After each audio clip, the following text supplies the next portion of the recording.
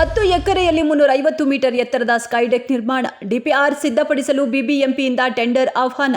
Baiyappanahalli metro ನಿಲ್ದಾಣದ ಬಳಿ ನಿರ್ಮಿಸಲು ಯೋಜನೆ. ರಾಮಲಲ್ಲಾ ಪ್ರತಿಷ್ಠಾಪನೆ ಸಂದರ್ಭದಲ್ಲಿ ರಾಜ್ಯದಲ್ಲೂ ಕಟ್ಟೆಚ್ಚರ. ಬೆಂಗಳೂರು ಸೇರಿ ರಾಜ್ಯದ ಎಲ್ಲೆಡೆ ಜನವರಿ 22ರವರೆಗೆ high alert. DG IGP Alok ಮೋಹನ್ರಿಂದ ವಿಡಿಯೋ ಕಾನ್ಫರೆನ್ಸ್ನಲ್ಲಿ ಸೂಚನೆ.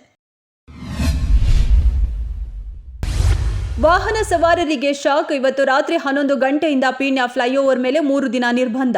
ಲೋಡ್ ಟೆಸ್ಟಿಂಗ್ ಮಾಡಲಿರುವ ಅಧಿಕಾರಿಗಳು.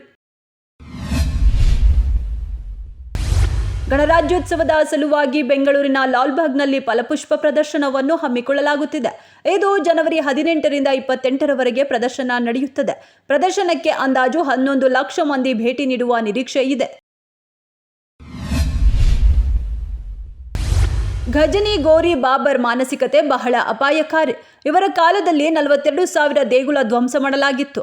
ಎಲ್ಲ ಮುಸ್ಲಿಮರನ್ನು ಒಂದೇ ತಕ್ಕಡಿಯಲ್ಲಿಟ್ಟು ನಾವು ನೋಡುವುದಿಲ್ಲ.